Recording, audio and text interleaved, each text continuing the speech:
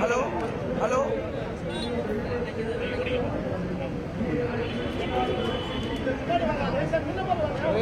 Ready ready hello சரி விட்டு எப்படி ஆட்டாதீங்க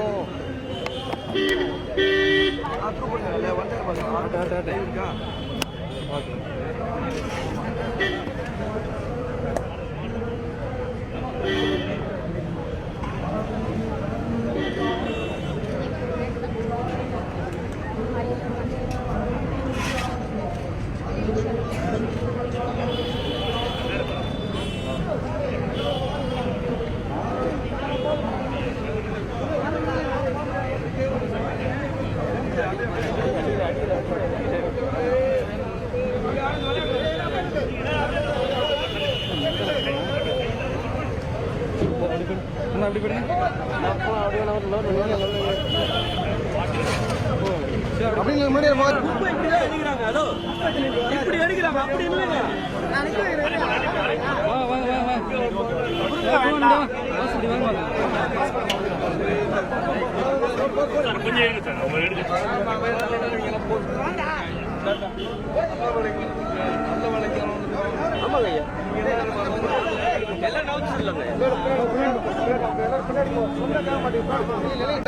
அப்படியாப்பா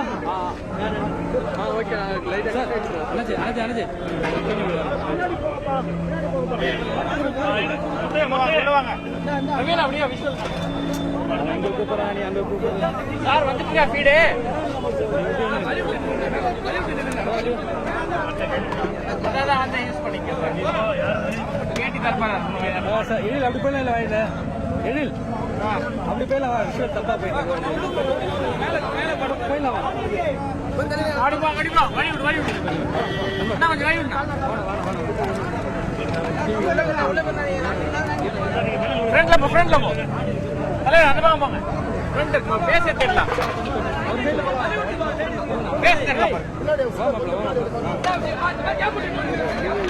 என்ன பண்றது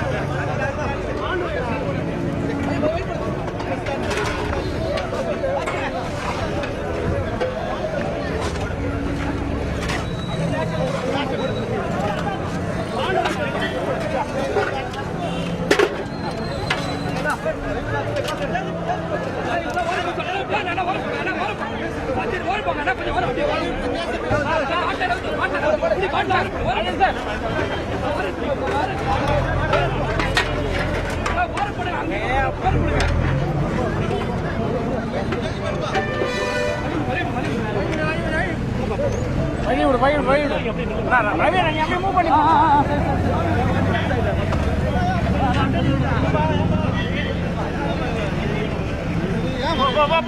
வழி விடுங்க.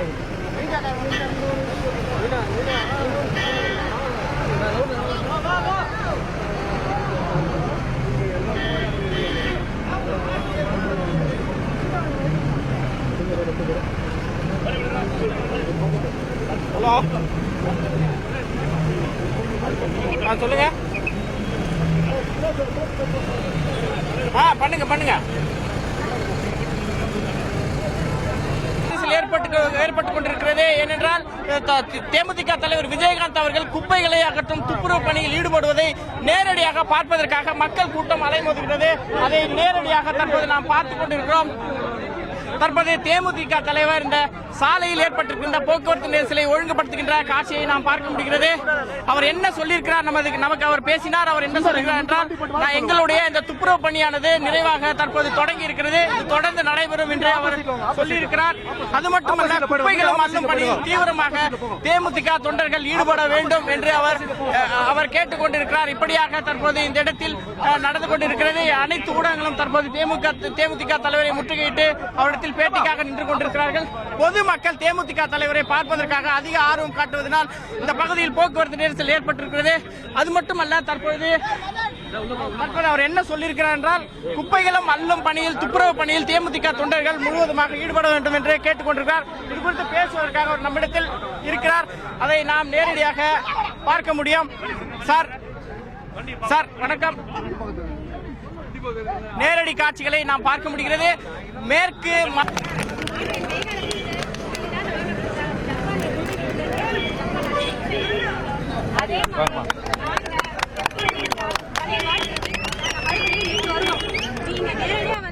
இந்த கோவிந்தன் ரோடு மக்கள் சார்பாக, ராகுல் காந்தி மக்களுக்காக தங்கள் கைப்பட குப்பைகளை அகற்றியதற்கு கோடான கோடி நன்றி தெரிவிக்கிறோம். நோயற்ற வாழ்வே குறைவற்ற செல்வம், இதுதான் எங்களுக்கு முதல் முக்கியம். மற்ற உதவிகளும் அப்புறம் தான். இப்படிக்கு கோவிந்தன் மக்கள் சார்பாக பானுமதி குமார்.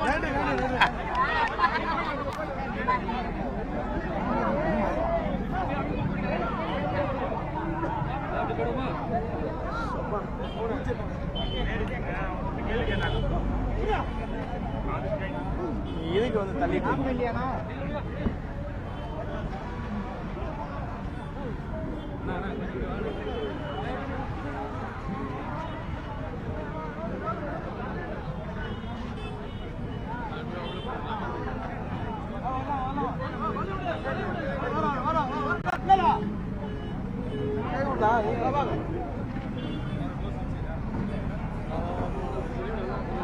விஷுவல் எடுக்க விடுங்கண்ணா.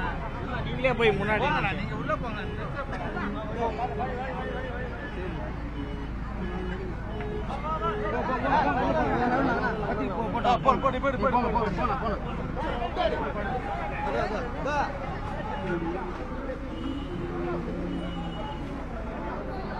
பின்னாடி வண்டி பின்னாடி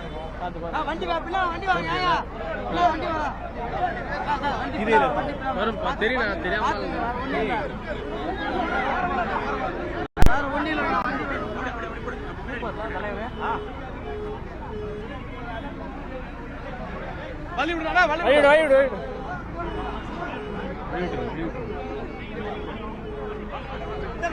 தள்ளி வந்திருக்கேன்.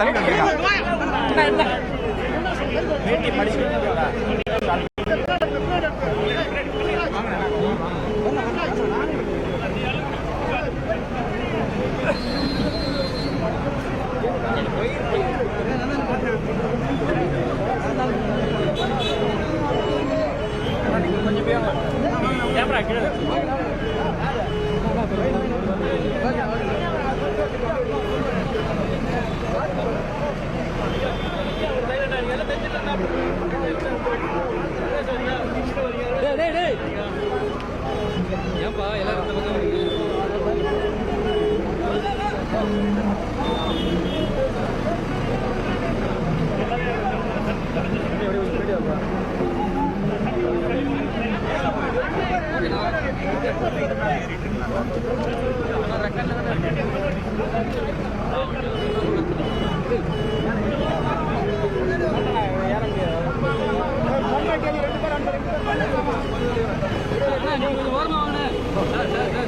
வழி உண்டானா வரவே இல்லை.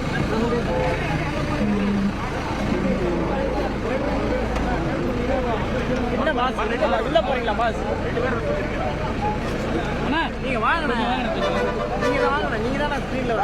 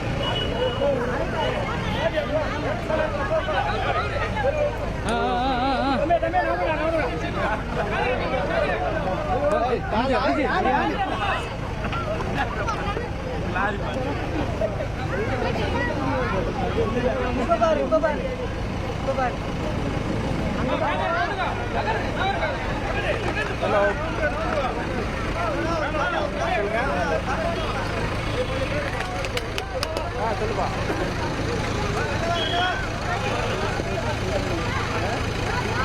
ஆமா பேசல.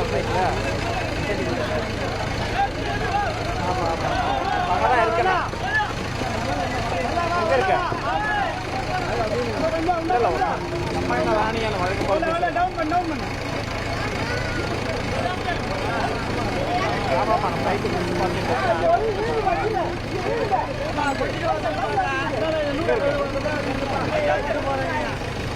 ஓகே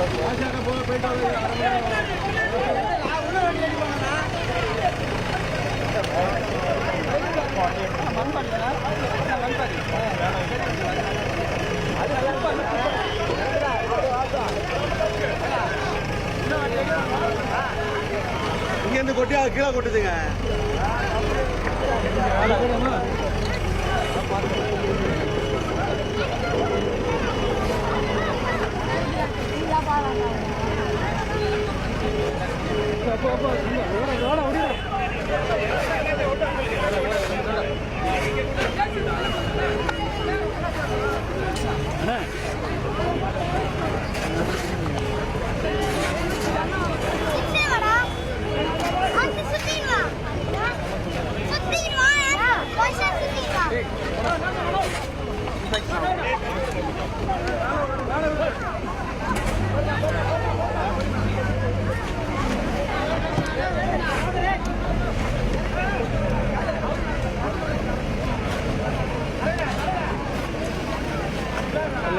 போயிட்டு ரெக்கார்டா இல்லை போயிட்டு தமிழகத்துக்கு தானே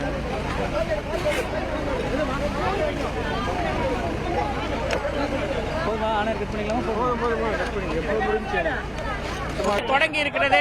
அதை நாம் நேரடியாக பார்க்கலாம். சார் வணக்கம், சொல்லுங்க உங்களுடைய பணி எப்படி நடந்துருக்கு? சார் நல்லா நடந்துகிட்டு இருக்கு. இங்கே மாத்திரமில்ல, சும்மா அப்படியே பாருங்க, வேலை பண்ணுங்க. 200 வார்டுலயும் நடக்குது. என்னோட கட்சிக்காரங்க எடுப்பாங்க, எங்க கூப்பிடுறோம். நான் சொல்றேன், இதை அரசாங்கம் நேற்று ராத்திரி வரைக்கும் விடிய விடிய தமிழ்நாட்டில் இருக்க எல்லா கான்ட்ராக்ட் ஜேசிபி லாரி எல்லா கான்ட்ராக்டர்ஸ் கொடுத்து அல்றாங்கல்ல. இதை முதல்ல அள்ள வேண்டியதானே. நீங்க தலையில ஆடுறீங்கல்ல, இந்த டிவி தானே அவங்களுக்கு சப்போர்ட் பண்றீங்க. நான் சொன்னேன், 6 நாளா மக்கள் வேதனை யாருக்குமே புரியுது. இப்ப நாங்க ஒரு நடிகர் வர்றதுனால நீங்க எல்லாம் பண்றீங்க. நடிகர் கட்சி தலைவர் எதுக்காக? நல்லது பண்ண மக்களுக்கு நல்லது பண்றது தான் நம்ம எல்லாரும் இருக்கோம். மொத்தம் தேமுதிக தொண்டர்கள் எவ்வளவு பேர் இந்த பணியில் ஈடுபட்டு? நிறைய பேர் அவங்க மாவட்ட செயலாளரை பொறுத்து எத்தனை பேர் சொல்றது குறைஞ்ச ஒரு 100 பேரா இருக்கணும்னு இருக்கேன். இல்ல குறைஞ்ச லட்சக்கணக்கில். இயல்பு வாழ்க்கை திரும்பி இருக்குன்னு சொல்றாங்க, நீங்க எப்படி பாக்குறீங்க? இயல்பு வாழ்க்கை திரும்பி அதாவது வாட்ஸ்அப் நீங்க பாத்தீங்கன்னா எனக்கு காட்டுறாங்க சார், 2 வாட்ஸ்அப் கார்டு. எம்ஜிஆர் விட்டு போன பொருட்கள்லாம் காணாம போயிருச்சுங்கிறாங்க ஸ்கூல்ல. ஆனா ஒரு பொருள் மாத்திரம் காணாம போகல, இன்னும் அப்படியே இருக்குன்னு ஒரு வாட்ஸ்அப் வந்து யாருன்னா ஜெயலலிதா படம் ராமன் தெரிய படத்துல பாட்டு ட்வீட் பண்ணு, ஜெயலலிதா அப்படியே உயிரோட இருக்குன்னு. இதெல்லாமா நான் சொல்ல முடியும்? ஜெயலலிதா மாத்திரம் தான் விட்டு போயிருச்சு. ஏன்னா ஒரு பொருள் மாத்திரம் காணாம, ஒரு பொருள் மாத்திரம் இருக்கேன், மீதி பொருள்லாம் அடிச்சுட்டு போயிருச்சுன்னா ஜெயலலிதா மாத்திரம் எம்ஜிஆர் பயன்படுத்தின பொருள்லாம் இருக்கு. பல இடங்கள்ல குப்பைகள் அப்படியே இருக்குன்னு பொதுமக்கள் குற்றம் சாட்டுறாங்க பல இடங்களில். சார் எங்களால் முடிஞ்ச வரைக்கும் அல்ல வேண்டியது அரசாங்கம். எங்களால் முடிஞ்சதை நாங்கள் சொல்றோம். அரசாங்கம் செய்யணும்னா நாங்கள் சொல்றோம். எங்களால் முடிஞ்ச அளவுக்கு தான். அது இன்னைக்கு ஒரு நாள் லீவு நாளுங்கிறனால எல்லாரும் வேலைக்கு போவோம். அவங்கவுங்க வேலைக்கு போறாங்க. வெயில் வந்துருச்சுன்னு. சார் இந்த பள்ளிக்கூடங்கள்ல மழைக்கு அப்புறமா நடைபெற்ற நிவாரண பணிகள் வந்து அரசனோட இது திருப்திகரமா இருக்குன்னு நினைக்கிறீங்களா? மக்களுக்கு சரியா சேருது? என்கிட்ட வந்து கேட்டீங்கன்னா நான் இல்லைன்னு தான் சொல்லுவேன். உண்மையிலே இல்லை சார். உண்மையிலே இல்லை. உண்மை என்றால் ஒரு சில இடங்கள்ல சார் இப்போ பள்ளிக்கூடங்கள்ல கூடுதலா வந்து நிதி வழங்கணும்னு வலியுறுத்துவீங்களா? இல்ல மத்திய அரசு மாநில அரசு. நாங்க மாநில அரசு தான் ஓட்டு போட்டிருக்கோம். மத்திய அரசுக்கு ஓட்டு போடல. இங்க இருக்கிறவங்க எல்லாம் மாநில அரசுக்கு. அதுக்கப்புறம் தான் ரெண்டாவதா மத்திய அரசு. மாநில அரசு என்ன பண்ணுது? சும்மா இந்த மாதிரி ராணியா இந்த மாதிரி யாரையுமே பார்க்காதான். இவ்வளவு தண்ணி வந்து எதுக்காக? இந்த அம்மா போய் பார்த்தா கேரளாலையும் கர்நாடகத்திலையும் கையை கட்டிக்கிட்டு தண்ணி கொடுக்க இவ்வளவு தண்ணி வந்துச்சு. பாலாறுல இது வரைக்கும் 30 வருஷமா நான் மதுரையில் எத்தனையோ தடவை போயிருக்கேன். இது வரைக்கும் வராத தண்ணி பாலாறுல இவ்வளவு தூரம் தண்ணி வருது. அப்ப தென்பண்ணையாரா அதுலயும் கூட தண்ணி வருது. விழுப்புரத்தை தாண்டி போனா அதுல கூட தண்ணி வருது. இது வரைக்கும் நான் பார்த்தேன். தண்ணி வருது என்ன அர்த்தம்? ஏன் இந்த தண்ணி தேக்கி வைக்கல? பள்ளிக்கூடங்கள்ல தங்க வைக்கப்பட்டிருக்கிற மக்கள் சார் பள்ளிக்கூடங்களை தங்க வைக்கிற மக்கள் தங்க வச்சுதான் வராங்க. அதுக்கு தானே இருக்கு. தங்க வைக்க வேண்டியதானே. சார் பல பள்ளிக்கூடங்களே வந்து மழையில ரொம்ப பாதிச்சிருக்கு. இந்த நிலைமையில திங்கட்கிழமை பள்ளிக்கூடம் திறக்க போறாங்க. அதுக்கு சாத்தியம் இருக்குன்னு நினைக்கிறீங்களா? சார் என்னமோ தெய்வம் தானே வழிவிடுறேன். நானும் உங்களை மாதிரி தான் கும்பிட்டுக்கிட்டு இருக்கேன். எல்லாரையும் நானும் சாமி கும்பிடுறேன். தேர்தலில் இந்த மழை எதிரொலிக்கணும்னு எதிர்பார்க்கிறேன் சார். தேர்தல் இப்போ மக்களுக்கு நல்ல பிரச்சனையை பார்ப்போம் சார். தேர்தல் அப்புறம் பார்ப்பாங்க சார். இந்த நிவாரணம் 5,000 10,000 கொடுத்துருக்காங்க சார். தேர்தலை வந்து நீ ஜெயலலிதா இந்த கேள்வியெல்லாம் கேட்க முடியுமா? நீங்க போய் ஜெயலலிதா பத்தி தயவுசு போய் கேளுங்க. என்ன டிவி ஜெயலலிதா போய் கேளுங்க சார். இந்த நிவாரணம் 5,000 10,000 கொடுத்துருக்காங்க. பொதுமக்கள் பலர் வந்து இது வந்து போதுமானதா இல்லைன்னு சார். அதை விட இதுல கொடுமை இந்த நிவாரணத்துல வந்து அதிமுககாரங்க ஆறு விசாரியா இந்த வீடு போடாதீங்க, தேமுதிக விடா கொடுக்காதீங்க, டிஎம்கே விடா கொடுக்காதீங்க இப்படிதான் சொல்ல. அவங்களுக்கு வேண்டிய ஆளுங்கன்னா போடுங்க. இந்த வீட்டுக்கு போடுங்க, வாங்கிக்கலாம். நம்ம டூப்ளிகேட் என்ன குடும்ப அட்டை என்ன சொல்றது ரேஷன் கார்டு அது டூப்ளிகேட் எல்லாம் விளையாடுது. அதெல்லாம் போட்டுறாங்க. மேயர் இங்க யார் துரைசாமியா? மேயர் துரைசாமியா இல்ல வேற ஆளு? இங்க அங்க போக வேண்டியது. மேயர் துரைசாமி இந்த மழை குறித்த விசாரணையின் போது வந்து அனைத்து கட்சி பிரதிநிதிகளும் சேர்த்து ஒரு கூட்டம் வைக்கணும். இந்த அம்மா சும்மா கேக்குறாங்க. கேட்டு இந்த அம்மா எதுக்குமே பதில் பேசாம இருக்கனால அதான் கோர்ட்டே சொல்லிச்சு. கோர்ட் என்ன சொல்லுது? மத்திய அரசு மாநில அரசு ஒற்றுமை இல்லை. இந்த அம்மா ராணிமா இருந்தா எப்படி யாருங்க ஒத்துக்குவோம்? இறங்கி போனாதானே. ஏன் கை கட்டி நீங்க இறங்கி வந்தா எல்லாருமே இறங்கி வந்துடும். நிதிஷ்குமார் 5 கோடி ரூபா கொடுத்து வரவேற்பு கொடுத்து, சீதாராமையா கொடுத்து 5 கோடி ரூபாய்க்கு இது வரைக்கும் வரவேற்பு கொடுத்துச்சாங்க. கொடுத்தா என்ன? யாரு கொடுத்தா என்ன? நான் மக்களுக்கு தானங்க. மக்களுக்கு கொடுக்கற யாரு கொடுத்தா என்ன? சரி தயவுசெய்து நீங்க கூட்டம் பண்ணீங்கன்னா வேலையில